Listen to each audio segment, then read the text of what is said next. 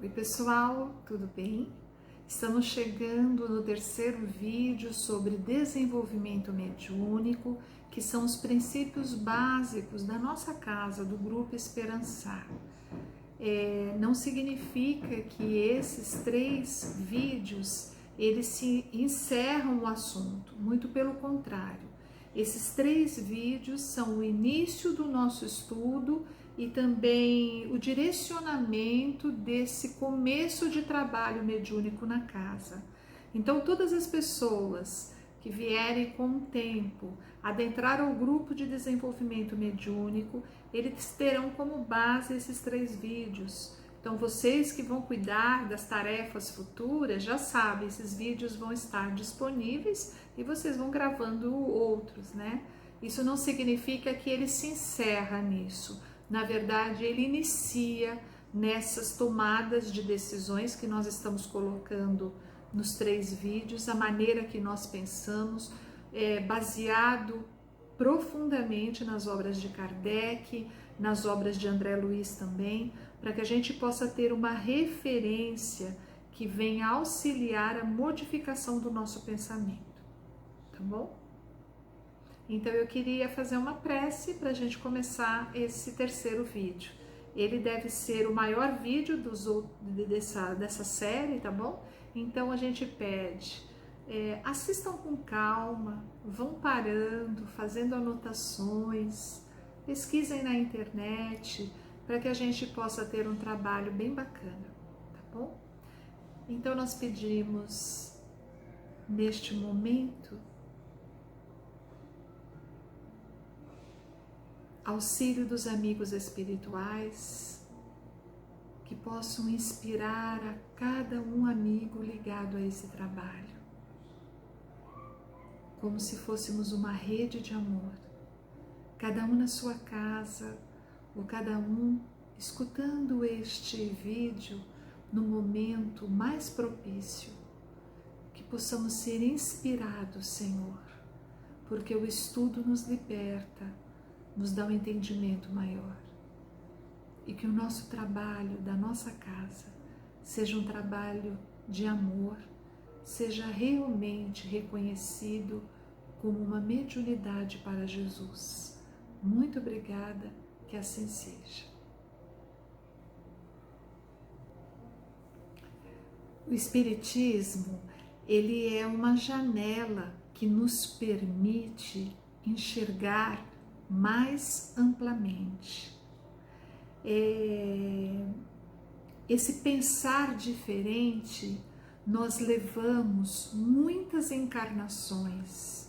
Não que o Pai não nos permitisse encontrar com uma doutrina tão libertadora. A maior chance é que nós não tínhamos ainda condições de entendimento. Então, que nesta encarnação nós possamos fazer desta doutrina um caminho novo, uma visão nova. E o que é importante, que toda filosofia de vida que nós abraçamos, nós temos que ter um referencial. Da onde veio essa filosofia? Quem é que traz essas ideias? A nossa referência maior são as obras de Allan Kardec. Então, a referência nossa é Allan Kardec. E sendo que Allan Kardec nos traz uma base muito forte da doutrina espírita, e nós vamos agregando outros conhecimentos da nossa época. É bom que esse referencial traga para a gente o nosso entendimento de vida, de existir. Por que estamos aqui? Porque temos esses dias contados para uma evolução na Terra. Cada um de nós irá partir numa idade. Temos os dias contados. E a gente começa a perceber que essa referência de Allan Kardec não deve se tornar para a gente um dogma, né? Não, Kardec disse isso, Kardec disse isso. A gente torna tudo muito fechado. A gente começa com Kardec, a gente abre as páginas e tenta entender, mas nenhuma nenhum princípio, nenhum conceito das obras de Allan Kardec estarão claras a todos nós se nós não entendermos o primeiro princípio, que somos espíritos imortais. Não adianta você falar assim, olha, eu já li toda a obra de Kardec, mas não é que eu ainda tenho dúvida se a gente é imortal?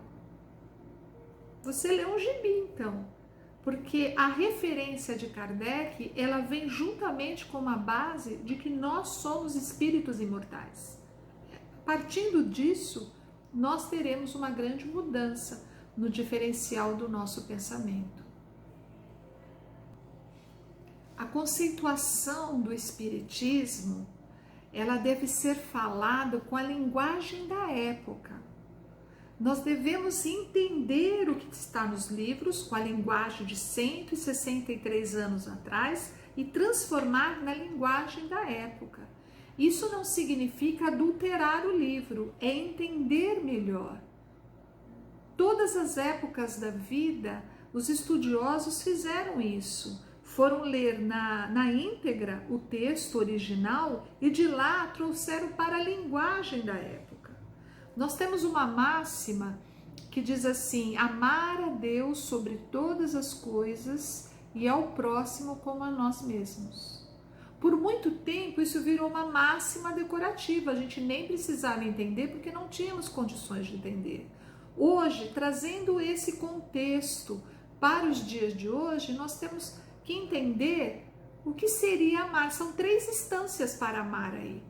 O amor de Deus é um, o amor para o próximo é outro, o amor, o nosso próprio amor é outro. Precisamos então decifrar tudo isso, mas vocês reparam que o verbo é o mesmo, amar. Mas essas 3 instâncias nós podemos falar e conversar sobre isso, é trazer para a linguagem dos nossos dias. Todos os conceitos da doutrina espírita é necessário falar de uma maneira simples, aonde possa entrar na nossa alma, né? Qualquer conceito que for cristalizado vai virar dogma. Então, por exemplo, nós assim que adentramos a doutrina espírita, a gente aprende fora da caridade não há salvação. Essa expressão, ela vira tão cristalizada na cabeça do chamado estudioso espírita, que vira um dogma, né? Não adianta pensar diferente, você tem que fazer caridade. Não. Então, às vezes, nós temos pessoas intransigentes, pessoas que não conseguem dialogar, mas eu entrego a cesta básica, eu vou entregar sopa na... Ele acha que essa máxima que dizem, fora da caridade não há salvação, é que realmente irá libertá-lo de tudo. Então ele não se preocupa mais em ser tolerante, em poder dialogar, ele acha que só isso acabou. Quantas pessoas entregam cestas básicas, dão os enxovais para as crianças, entregam sopa, mas tem uma intolerância dentro de casa que a gente não consegue conversar. Então, a gente tem que tomar cuidado que o conceito espírita não cristalize, porque aí ele vai se tornar um dogma. Ele precisa ser um conceito vivido. O que eu posso fazer para entender melhor esse conceito? E aí a gente vai entender que fora da caridade, muitas vezes, vai além do material. Vai além da sopa, da cesta básica, do enxoval. Fora da caridade é fora do amor. Então existem vários caminhos que nós também vamos encontrar esta máxima. Continuando, veja como é importante contextualizar os conceitos da doutrina espírita. Fora da caridade não há salvação. Existe uma situação que aconteceu nos anos 70, num centro espírita em Brasília, aonde o coordenador espiritual, o mentor da casa, é o Dr. Bezerra de Menezes. E quando houve a reunião mediúnica, certa vez, Dr. Bezerra de Menezes se apresentou logo no começo da reunião e pediu: eu vou ler para que a gente possa entender na íntegra. Ele pediu nesse trabalho que eles chamavam de físico espiritual, que era um trabalho de cura, ele pediu assim, que todos naquela noite ficassem em silêncio por 5 minutos e mentalizasse algo muito bonito, o que fizesse um grande bem a cada pessoa. Depois de 5 minutos, ele retornou a palavra e naquele período onde cada um mentalizou que é algo bonito e um bem-estar, olha o que aconteceu. Ele disse que ele tinha se materializado no morro do Rio de Janeiro, batido na porta de uma mulher que estava desesperada, pois seu filho de 9 anos estava vivendo uma crise de coqueluche e deveria chegar à morte.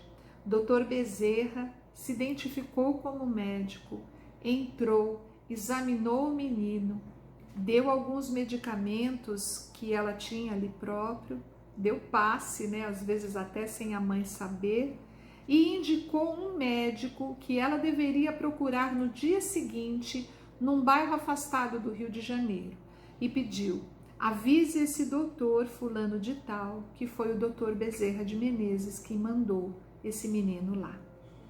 Quando o doutor Bezerra de Menezes voltou para a reunião mediúnica, disse que era tudo um merecimento da mãe.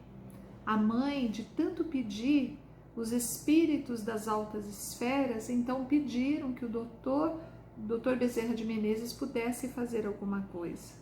Então ele utilizou, né, toda aquela força, todo aquele pensamento bom de cada um, para que ele pudesse plasmar lá no Rio de Janeiro, se materializar e cuidar daquele menino.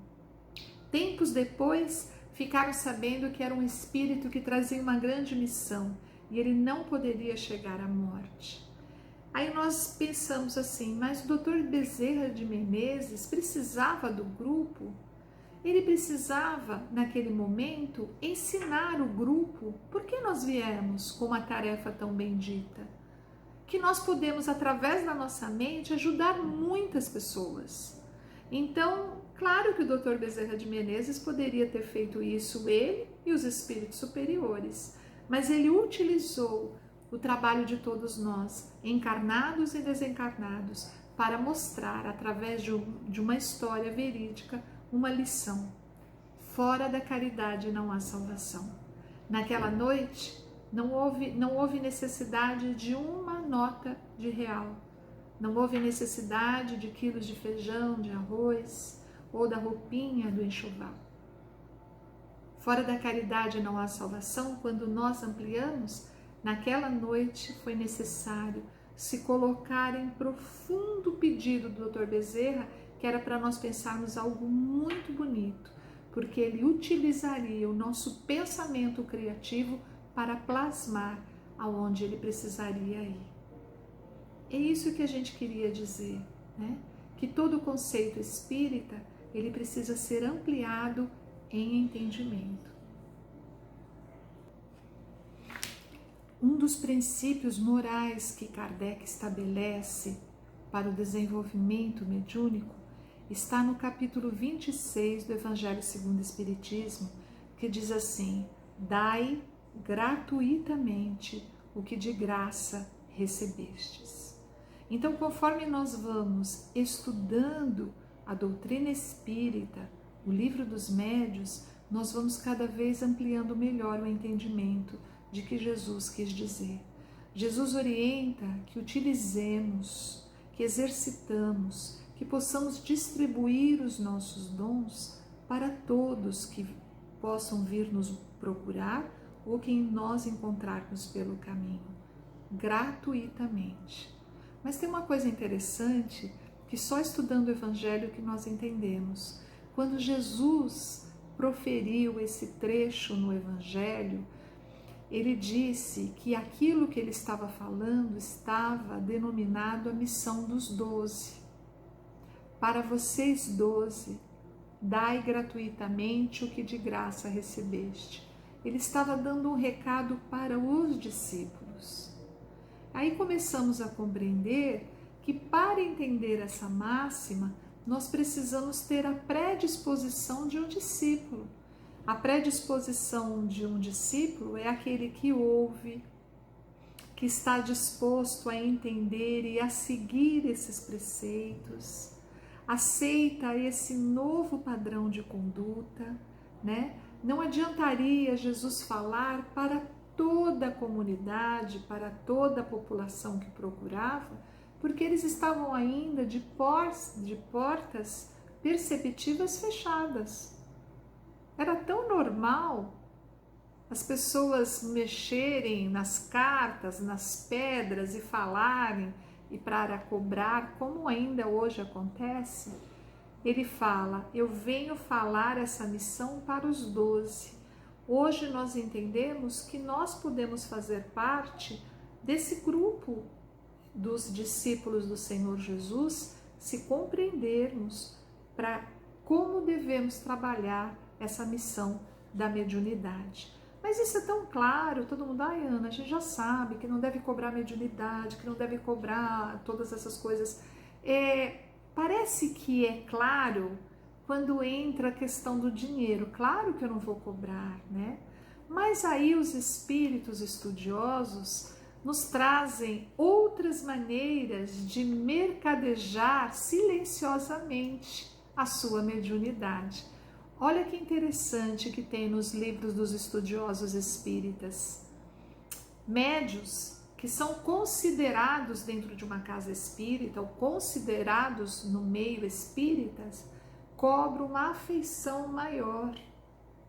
Podem fazer uma troca, através até de voto na diretoria do centro.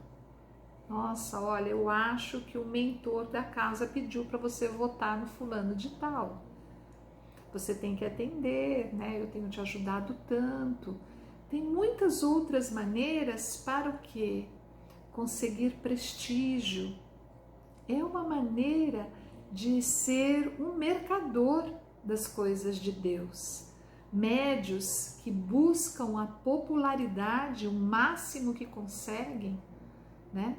Então, às vezes eu vejo em tempo de pandemia espíritas loucamente fazendo lives, eles não dão tempo para a gente ficar conosco mesmo, para tudo aquilo que já foi passado, para a gente pensar como é que eu estou organizando a minha família, né? Tem a live das 5, a live das 6, a live das 7, a live das 8, e às vezes a situação do país está um caos. A gente entra na live e não tem nada a ver com o país, porque a gente às vezes queria um alento. Gente, eu tô tão perdida que nada, eram outros assuntos. Então a gente começa a ver que não só pelo dinheiro os médiuns se perdem. Às vezes eles trocam o dinheiro por outras regalias, como prestígio, como a popularidade, eu tô vendendo meu livro, e em seguida a gente começa a multiplicar esses equívocos. Isso então é importante a gente entender quando a gente trabalha com mediunidade. E tudo isso, gente, é bom a gente perceber, às vezes isso começa um pouco antes, quando a pessoa adentra a casa espírita e ela começa a vivenciar práticas assim, né? Sem esforço nenhum, pede para pôr o nome no caderninho, pede para orar pela vizinha, sem esforço nenhum, pede assim, eu não estou bem, será que pode vir dar um passe na minha casa? Começam já a praticar essas ações que estão longe dos princípios do Kardec, né? Às vezes a pessoa assim, tá chovendo, põe meu nome aí para receber oração. Isso é muito comum, muito comum. Aí a gente fala assim, né? Às vezes a pessoa sempre se aproveita nessas questões, mas para comprar uma empadinha no dia da reunião pública, a gente não faz esse esforço. Então a gente tem que perceber primeiro isso em nós. Quando é que eu estou utilizando de alguma coisa que está equivocada e utilizando a doutrina espírita para isso? Se nós vamos começar uma casa nova, a gente deve começar o mais genuíno possível dentro da doutrina espírita. Tem uma passagem no livro Há 2000 Anos, que diz assim: a filha do senador Públio Lentulus, que é chamada de Flávia, estava muito doente. E a mãe estava reparando que ela viria à morte mesmo. A Lívia. De tanto pedir, a menina foi curada pelo Mestre Jesus. Mesmo assim, o pai, senador, orgulhoso, não acreditava muito naquilo. E com a insistência da esposa, ele foi ter um encontro com o Mestre Jesus. Mas dado o momento desse encontro, o Cristo foi muito claro com ele. Ele disse assim: não venham ao encontro do homem de estado, orgulhoso e superficial, mas venham atender os clamores de um coração materno. Então ele fez um desafio para o senador. Se aceitasse a palavra dele, ele teria um novo caminho. Mas se ele não aceitasse, só os séculos, trariam a ele de volta para a casa do Pai. E foi a escolha que ele fez, Ele não aceitou Jesus naquele encontro e ele precisou de séculos para voltar ao caminho do Pai. Isso significa que o pagamento para Jesus é a nossa dedicação, Quando ele diz assim: o que eu quero de você é isso, que você escute a palavra e mude seu caminho. Esse é o nosso pagamento, como médiuns da casa, que muitas outras pessoas possam mudar o seu caminho. E só. Uma pergunta: nos meus estudos em casa, algumas vezes eu tenho uma percepção de distanciamento do corpo. Tenho medo disso. Outras pessoas dizem assim: no meu estudo em casa, eu não consigo concentração, aquela concentração que eu tenho no centro. Nos meus estudos, nas minhas vibrações, eu não sinto nada, sou uma pedra. Olha como nós temos um grupo diverso. Foram comentários de diferentes pessoas. Então, primeiro vamos falar, dos estudos em casa. As vibrações, elas vão auxiliar o quê? Na concentração do trabalho mediúnico. Parcialmente, conseguiremos nos afastar do corpo, porque é uma expansão do espírito. Isso é muito legal. Legal também confiar no trabalho dos espíritos, Quando nós encontramos as pessoas do grupo e fala: Ana, essa semana eu já não tive mais medo, eu tive uma confiança, porque o medo também, perder o medo, também é uma aprendizagem de desenvolvimento mediúnico. Quando a pessoa fala: eu tenho uma segurança dentro da casa, aí nós vamos estudar que o pensamento ele pode estar em qualquer lugar.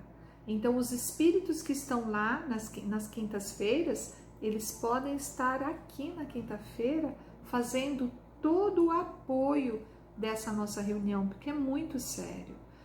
Então nós temos uma consciência alterada, prestando muito atenção naquilo que está sendo guiado, do que eu estou escutando, do que eu posso estar vendo. Eu tenho que ter sempre essa consciência, mesmo que esteja um pouco alterada, a consciência que é o fio para eu voltar.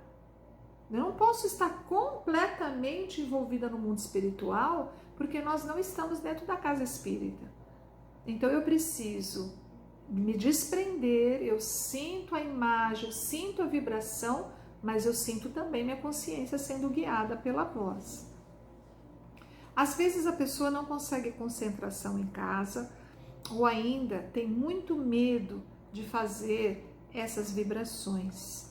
Às vezes o ambiente do lar não está apropriado a essas práticas mediúnicas. Então nós temos essas dificuldades. Ai, Ana, então é isso, eu vou ter que parar de fazer com o ambiente da minha casa. Não, nós vamos melhorar o ambiente da casa. Então eu posso fazer mais orações, eu posso trazer flores para enfeitar a minha casa, posso colocar músicas diferentes da qual eu não tenho colocado, né? Fazer vibrar outra coisa na televisão, a não ser o que eu já venho assistindo, mudar, modificar a ambientação do lar, é um papel de todos os médios que estão em desenvolvimento. E aí a gente começa a perceber que a concentração ela vai ampliando. Ela vai ampliando. Primeiro, não desista. Aí nós temos também o grupo que comenta, que gosta muito de fazer a vibração, que segue, se emociona, mas não sente nada. Nós queremos dizer que nós estamos desenvolvendo uma equipe para o trabalho mediúnico. E nessa equipe nós vamos precisar dos médios, vamos precisar dos médios de suporte, ou que ficam sempre conosco, vamos precisar dos dialogadores, geralmente aquele médium ou aquele estudioso que vai desenvolver o diálogo com os espíritos, ele não é médio ostensivo, para que ele possa estar sempre de olho aberto, olhando a reunião, ajudando um, ajudando o outro. O que nós estamos entendendo? Que é uma reunião séria de uma equipe multidisciplinar. Então nem todos vão ser médios ostensivos, nem todos vão falar, nem todos vão escrever, mas acreditem, se você chegou neste grupo, você tem um papel importante nessas tarefas que irão se desdobrar. O ambiente às vezes precisa ser mudado, por quê? Porque nós estamos constantemente fazendo aqueles pensamentos, né? Os pensamentos viciosos, pensamentos às vezes não muito felizes. Tem uma passagem do Chico que é muito interessante. Quando ele estava lá em Uberaba, já no grupo da prece, ele ficava psicografando às vezes das 21 horas até de madrugada. E as pessoas ficavam lotadas ali, então elas ficavam conversando, ficavam emocionadas, chorando. O Emmanuel falou assim: você vai colocar, Chico, samba, você vai colocar música popular. Mas como isso? Porque as pessoas precisam se sentir aqui na Terra, coisas que elas gostam. E conforme elas iam cantando a música, iam ficando mais felizes, elas tiravam o foco do Chico lá na mesa. E o Chico poderia psicografar sossegadamente. Aquele jornalista Marcel Souto, né? Quando ele estava chegando no grupo da prece, ele escreve no livro. O que me chamou a atenção foi Bete Carvalho que estava cantando dentro do centro. Isso é muito bacana, porque quebra um pouco essas coisas, que o centro só pode ter músicas evangélicas, que o centro só pode ter um tipo de música. Se somos seres múltiplos, nós precisamos entender que o desenvolvimento não passa por aí. Nós somos seres do mundo. E quanta coisa bela do mundo pode se agregar a uma música, a um poema dentro da casa espírita. Outra coisa para harmonizar a nossa casa é o estudo do Evangelho.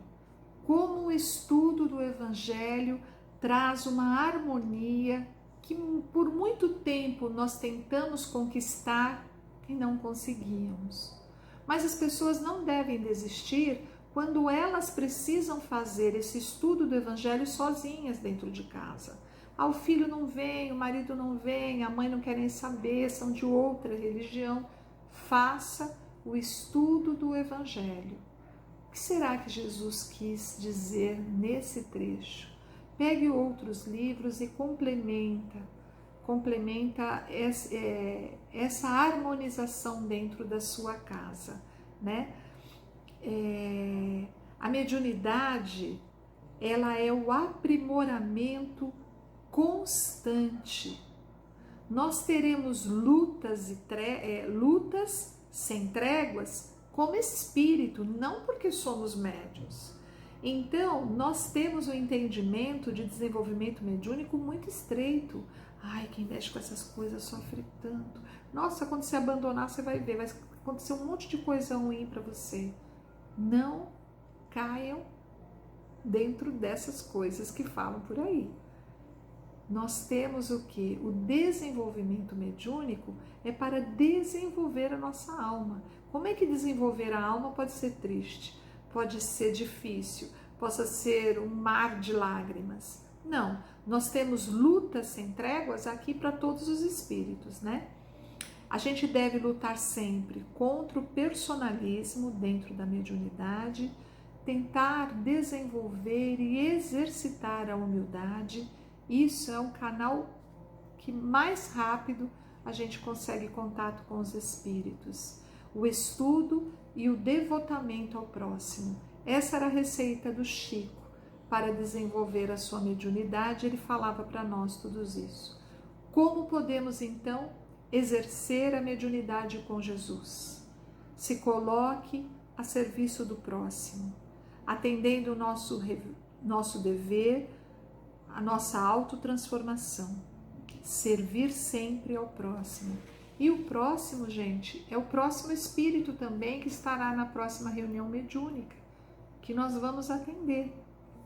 Certa vez, um espírito veio se comunicar por mim, e ele dizia, de uma cabeça matemática, além da minha, que eu não entendia muitas coisas, que ele tinha passado uma vida fazendo cálculos e vendo a distância das estrelas, as distâncias dos planetas, e como ele amava todo aquele mundo galáxico, mas por isso ele perdeu a família, porque ele vivia mais naquele mundo, né?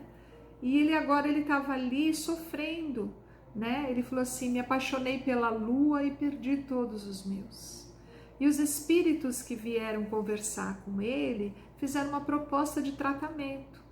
E ele, chorando muito, falou assim: eu quero me tratar. E ele falou assim: então confia na amorosidade de Deus, Ele nunca vai te abandonar. E aquilo que você conquistou de conhecimento, com o tempo futuro, você vai poder utilizar. E eu lembro que ele disse assim para o dialogador: eu só queria te pedir uma coisa. O local que vocês vão me colocar, me deixe próximo da janela, para que eu possa ver a lua, que foi minha companheira de tantos anos.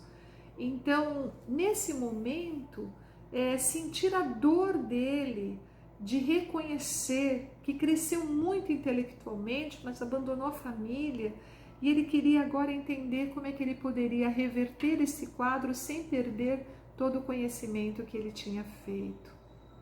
Nós estamos nos colocando a serviço do próximo. São próximos que a gente nem imagina e que perpassam pela gente como se fosse um perfume e às vezes não vão voltar a ter mais contato conosco, mas que a gente possa deixar registrado na alma desses espíritos que nós estamos aqui como irmãos e o sofrimento dele hoje poderá ser meu sofrimento amanhã e que a gente possa ter outros corações para nos atender. Voltando a falar um pouquinho sobre as pessoas que falam: eu não sinto nada. Se você se sente bem nesse trabalho que nós estamos desenvolvendo, já é um diferencial, porque nós estamos nos sentindo sufocados pela psicosfera da Terra. Então, se você já se sente bem, é uma trégua ao seu espírito. E outra coisa que é um dado importante: André Luiz, ele escreveu a série André Luiz pelo Chico, né? Através da sua psicografia pelo Chico. Mas ninguém sabe, só quem vai estudar os livros, né, da história do André Luiz, ficou sabendo que André Luiz frequentou 700 vezes reunião com Chico antes de começar esse trabalho redentor. Ele precisava de uma tal sintonia com Chico que não se daria apenas algumas reuniões e já pegar na mãozinha dele e escrever. Ele precisava de sintonia célula a célula com Chico. E isso, o André Luiz precisou de 700 reuniões para conseguir essa sintonia fina com o Chico.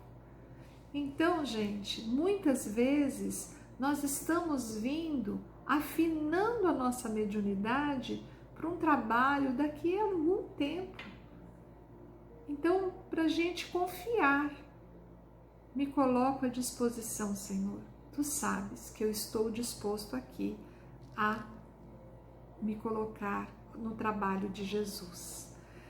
No livro Os Mensageiros, enviado pelo André Luiz, psicografado pelo Chico, tem um capítulo que diz o preparo, e ele diz assim, o Espírito diz assim: preparei-me durante 30 anos consecutivos para voltar na terra em tarefa mediúnica, desejoso de saldar as minhas contas e elevar-me de alguma coisa. O médium, seja ele ostensivo, ou de apoio, ou de suporte, ele vem para esse trabalho já se preparando para uma futura disponibilidade para com Jesus. Você está conosco? Obrigado. Então, um espírito desse que demora 30 anos se preparando para ter a tarefa mediúnica aqui, com toda certeza ele deve ter uma tarefa decisiva relacionado à doutrina. Então ele precisa se preparar. E é claro que todo médium, ele vem também resgatar um pouco dessas condições equivocadas do passado. Outro tema importante que Kardec traz são as reuniões sérias. Ele coloca nas suas obras reuniões mediúnicas sérias. É uma expressão que apresenta as condições propícias a essas reuniões mediúnicas, né? O grupo precisa oferecer condições para a manifestação dos espíritos superiores. O grupo é importante, porque nenhum médium trabalha só. Nós precisamos dessa equipe formada, amorosa, estudiosa. A equipe precisa estar sempre nesse nível emocional que estabeleça o contato com os espíritos. Se o médium que está se manifestando na reunião tem um desatento, o outro cochilando, o outro duvidando, nós não temos um grupo em harmonia. Nós precisamos estar fechado, como Kardec falou, é um feixe. Todos nós somos um grupo coeso, amoroso, como se fôssemos uma família. Por isso que a gente se gosta tanto. Esse gostar, ele já nos ajuda nessa harmonia da reunião. O grupo precisa ser um feixe de varas que Kardec menciona. Todas as pessoas precisam buscar crescimento individual, para que o grupo tenha condições propícias para que trabalhe com os espíritos superiores. Então, assim, se eu tenho uma turma que estuda e a outra turma que não, eu ainda não tenho um grupo harmonioso. Eu preciso que aquele que tem dificuldade de estudar, esse que tem facilidade, fala assim: posso ir na sua casa? Posso te ajudar? Vamos estudar? Eu preciso que todos tenham o conteúdo teórico dentro de si. Nós temos ainda uma variação pequena, né, das lições de casa, das vibrações. Eu preciso que a gente seja um grupo coeso. Por isso que um pode ajudar o outro. E isso é muito importante. E essa harmonia do grupo, ela vem nos dias que antecedem a reunião e na reunião. O palestrante Alberto Almeida, ele contou certa vez essa história que eu vou ler para vocês. Um médium chegou para ele e disse assim: olha, eu só resolvo se eu vou para a reunião mediúnica meia hora antes de começar a reunião. Até meia hora antes eu fico na dúvida, eu resolvo na hora. Aí ele disse: assim não tem espírito sério que possa contar com a sua colaboração. Como pode um espírito sério que possa preparar a entidade que vai se manifestar, ligando as duas psiques, a do médium com o espírito, melhorando a sintonia para na hora da reunião conseguirem uma melhor comunicação, como se não sabe se o médium vai ou não vai, a pessoa vai um dia e não vai o outro, o médium que está nesta faixa de entendimento não está preparado para uma reunião mediúnica. O médium precisa ser perseverante, ter assiduidade e comprometimento e auxiliar com confiança os espíritos e os mentores da casa, né? Os espíritos dizem que às vezes existem espíritos tão endurecidos que são preparados para uma comunicação uns 10 meses antes. Não, agora vai. Aí no dia que ele já faz, o médium que precisava estar ali, porque a sintonia era mais fácil de entrar em ressonância com a pessoa, esse médium não apareceu e não foi, né? É a mesma coisa que você ir no pronto-socorro, procurar a equipe médica, olha, hoje eles não vieram. Aí você volta uma outra vez, olha, hoje eles não vieram. Então você nem volta mais ali, né? Então a gente tem que tomar esses cuidados que a gente está falando. E aí, quase terminando essa penúltima parte, que fala educar. Estudar dando sentido sempre para o bem. Não tem mediunidade que se desenvolva para o bem que não passe pelo processo de educação. Precisamos nos reeducar para que a gente possa ampliar o entendimento da mediunidade. Você tem que inclinar a sua vida para uma direção legal, para uma boa positividade. O bom médium é aquele que sintoniza com os bons espíritos. Pode ser, naquele momento, uma pequena expressão de evidência, de psicofonia, de psicografia, de apoio, mas tem que ter essa sintonia com os espíritos do bem. Desenvolver é treinar, é educar, é dar sentido para o bem. A mediunidade é o desenvolvimento do sexto sentido. À medida que vamos reconhecendo isso, vamos transmutando as nossas dificuldades. Então, às vezes, é tão importante, conforme a gente vai ampliando o entendimento, que num transe mediúnico, a comunicação ela pode ser terapêutica para todos nós.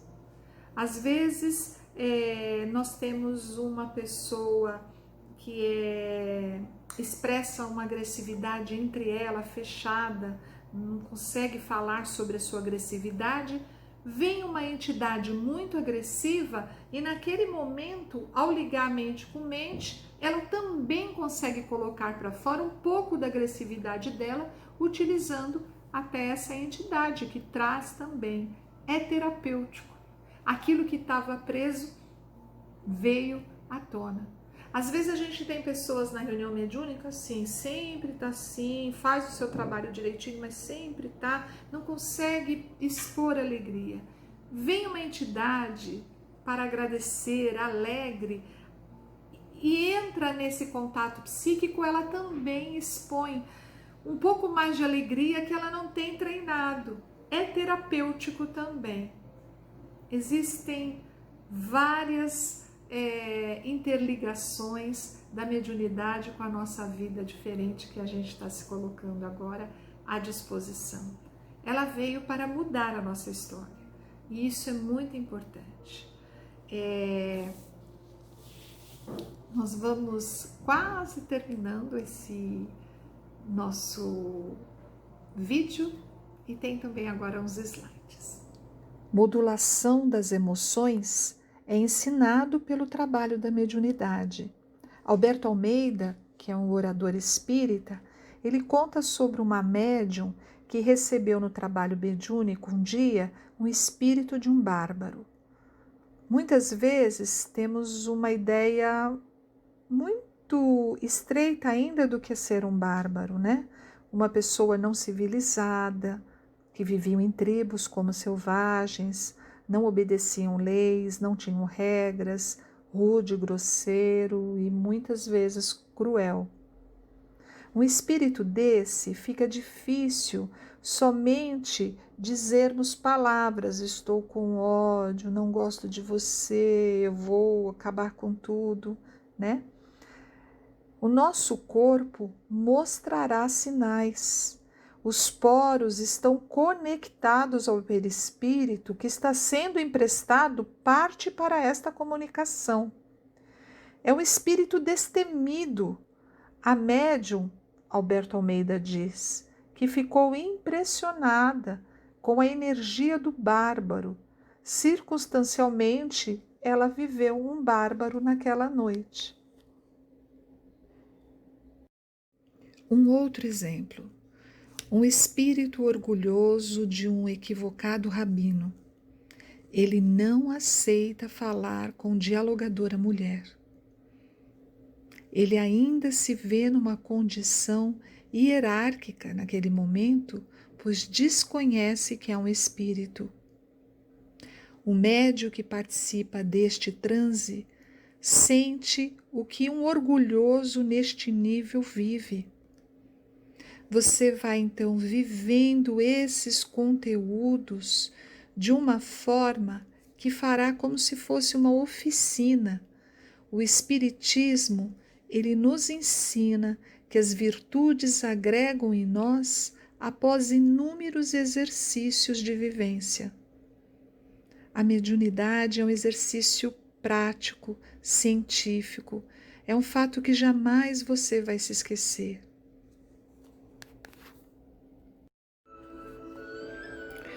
Quando você faz um transe, vai diminuindo a sua negatividade.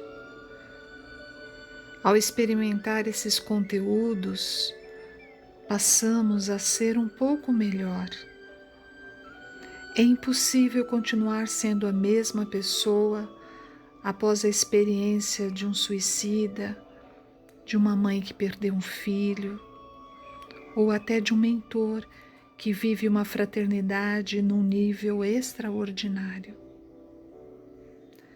Ao término da reunião mediúnica, sentimos um êxtase tão forte que gostaríamos até de ficar por ali mesmo. Ficamos como se estivéssemos anestesiados. É a presença dos espíritos amigos. Entramos no campo que eles magnetizam e não temos vontade de nos levantarmos. Às vezes chegamos na reunião com fome, cansados.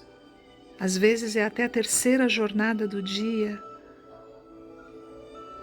Estamos ali tentando trabalhar.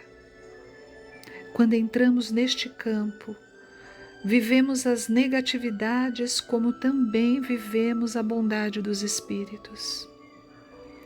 Não somos espíritos bondosos ainda, mas num lampejo já sentimos o amor gigante e já sabemos o que nos aguarda rumo às virtudes. Que sejamos trabalhadores perseverantes. Vejam que a experiência mediúnica é uma complexidade que nos oferta uma oficina profunda de sentimentos. Vivemos essa oficina na casa espírita para depois exercitar lá fora, quando estamos fora da casa espírita. Na sala mediúnica, estamos num ambiente controlado, mas lá fora, o controle dos nossos anseios e sentimentos dependerá de nós. E a reunião mediúnica trará grandes ensinamentos. É na reunião mediúnica que desenvolvemos o sexto sentido. Começamos a desenvolver a sensibilidade, e esta habilidade é uma crescente, sendo o médio ostensivo ou não.